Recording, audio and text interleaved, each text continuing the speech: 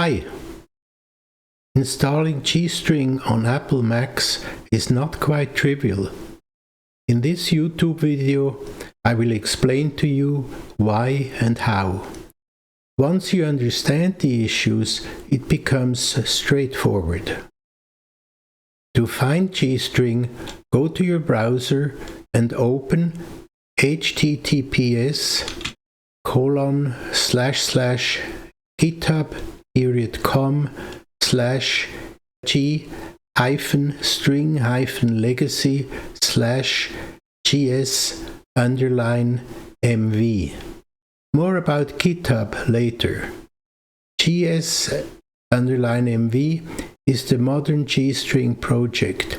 If you want to learn more about G-String, click on the wiki. To download the latest version of G-String, you double-click on the latest release, down-scroll to the DMG and double-click on that. And now you're in the downloads directory of your Mac, and you can save the installer in the downloads directory. The installer now appears in the downloads window. You click on the installer. Now you're told to slide the GSMV application across, and GSMV app has settled here again quietly. So let's try it out by clicking on it. And bingo! A warning appears. Let's look at the warning message more closely. Apple obviously does not like you to download software from the internet that they haven't blessed. The Vatican had established a similar policy once it realized that they had lost control over printing books. Apple's preferred conditions to bless the software is that it has been developed by a recognized organization which submits the code signing software to them for approval and notarization. An annual charge of $99 is required to maintain this imprimatur. But you, as responsible adult, can judge for yourself if you can trust the software source. GitHub did not develop G-String. I did.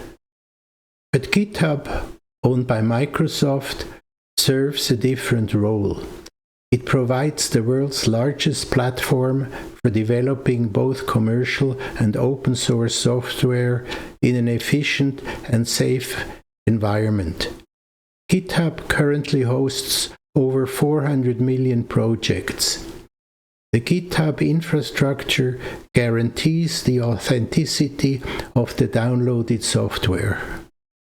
But now, let's get back to that warning. You now have to click on OK. Next comes the actual trick. We go up to the little apple in the left upper corner, press on it, and pick System Settings. We go down here to Privacy and Security and click on it. And now we have to find, and we scroll down a bit, and here we have it, Security, and it tells us to open anyway. We click on it and it accepts it. We have to put in our password. And now we're ready to open and use it. And so we have bypassed the gatekeeper. And you're done. However, this does not work on all Mac OS versions. It definitely works on Sonoma.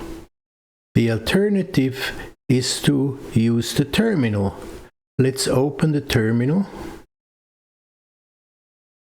And that should work in all versions of the macOS. In the new terminal window, we enter ls/application, which translated from computerese means list all the entries in the application folder.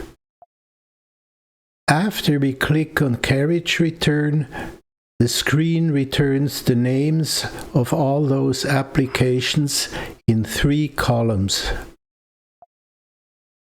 On the 5th line of the leftmost column, we find our G-string application. Next, we ask the computer to list all the attributes of G-string. For this, we make use of a macOS routine called xattr with the option -L standing for delete. Because G-string is in the applications directory, its formal name is /applications/gs_mv.app.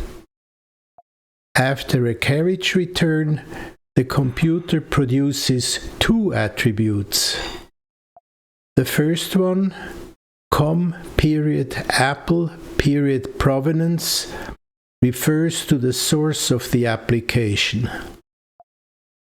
The second tells us that this application has been quarantined, and this is the villain we have to get rid of in order to use G-string. We can get rid of the quarantine attribute by telling the computer to delete the attribute com.apple_quarantine in G-string. Again, we use the xattr routine, this time with a -D option, which stands for delete. The carriage return results simply in the next prompt. It is up to us to find out if anything happened. For this, we just call again xattr with the -L option. We get a 1-line response. Just the com.apple.provenance attribute this time, and no more com.apple_quarantine. In other words, G-string is now out of quarantine and works. So let's open G-string. From the drop-down menu, you can either select Manual G-Study, but since I previously had downloaded the sample scripts from the wiki, I select Scripted Study. This opens the Finder, and I pick the script file Control-ANA OSCI text in the right column, 3rd row, thus saving you a lot of typing. On this window, the project name is displayed. It is followed by a short project summary.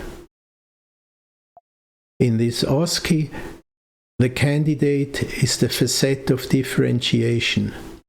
Please note that the candidate is nested. And there are 4 further facets. The circuit is crossed, station, rater, and items are nested. The circuit Q has been moved to the top. All the other facets are in proper order. And the asterisk at C indicates that each candidate's scores appear on a separate line in the data file. Here is the final nesting. Candidate and station are nested in circuit, while rater and item each are nested in station. The Finder pops open automatically, so we can select the data file data ASCII. This is a listing of the experimental data. We have already skipped the first column because these are only index numbers. And each row lists all the scores for a given candidate, ordered by first rater and then item. Now we have to go through a boring sequence of acknowledging the sample sizes for each facet for a given nesting context. After we have entered all the 5 sample size sequences, another window pops open that gives us the option whether we want to save the complete parameter set in a script file to be used again for a later test. Here we can see a scrollable printout of Ur-Geneva's calculations had successfully executed. And finally, we get the desired generalization coefficients